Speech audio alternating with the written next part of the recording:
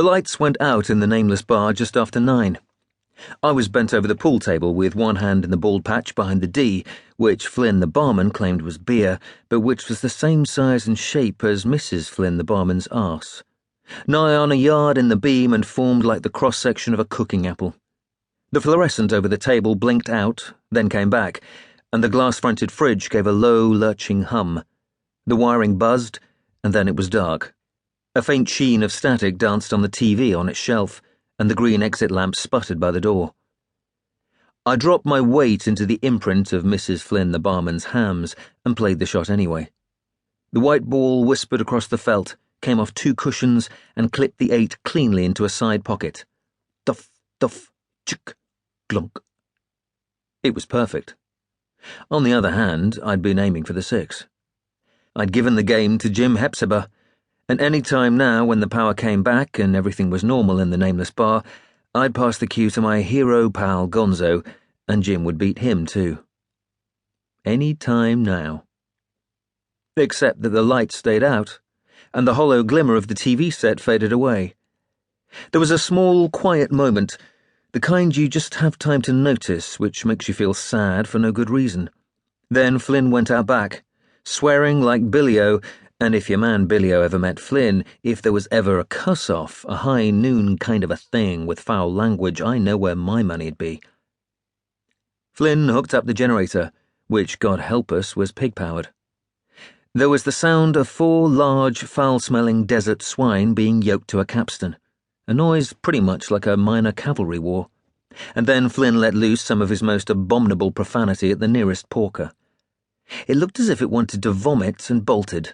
The others, perforce, followed it in a slow but steady progression about the capstan, and then pig number 1 came back around, saw Flynn ready with another dose and tried to stop. Lashed to the crosspiece and bundled along by its 3 fellows, it found it couldn't, so it gathered its flab-covered self and charged past him at piggy top speed, and the whole cycle accelerated until, with a malodorous oinking crunch, the generator kicked in and the television lit up with the bad news. Or rather, it didn't light up. The picture was so dim that it seemed the set was broken. Then there were fireworks and cries of alarm and fear, very quiet but getting louder, and we realized Sally Culpepper was just now turning on the sound. The image shook and veered, and urgent men went past shouting, "Get back! Get clear!" and "Oh shit, look at that fucker, Jesus!" which they didn't even bother to bleep. In the middle distance, it looked as if maybe a figure was rolling on the ground. Something had gone absolutely, horribly awry in the world, and naturally some arsehole was present with a camera making himself 10k an hour hazard pay when he could have been rolling up his arsehole sleeves and saving a life or 2. I knew a guy in the go-away war who did just that. Dumped the network's prize Digi-7 in a latrine trench and hauled 6 civilians and a sergeant from a burning medical truck. Got the Queen's honour back home and a P45 from his boss. He's in an institution now, is Micah Monroe, and every day 2 guys from the Veterans Hospital come by and take him for a walk and make sure the medal's polished on its little stand by his bed. They're sweet old geezers, Harry and Hoyle, and they've got medals of their own, and they figure it's the least they can do for a man who lost his mind to giving a damn. Harry's kid was in the medical truck, you see. One of the ones Micah couldn't reach.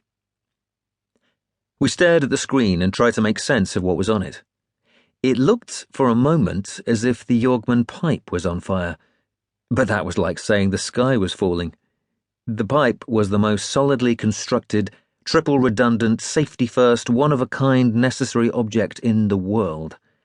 We built it fast and dirty, because there was no other way, and then after that we made it indestructible. The plans were drawn up by the best, then checked and rechecked by the very best, and then the checkers themselves were scrutinized, analyzed and vetted for any sign of fifth columnism or martyr tendencies, or even a serious and hitherto undetected case of just plain stupid. And then the contractors went to work under a scheme which emphasized thoroughness and adherence to spec over swift completion, which imposed penalties so dire upon speculators and profiteers that it would actually be safer just to throw yourself from a high place.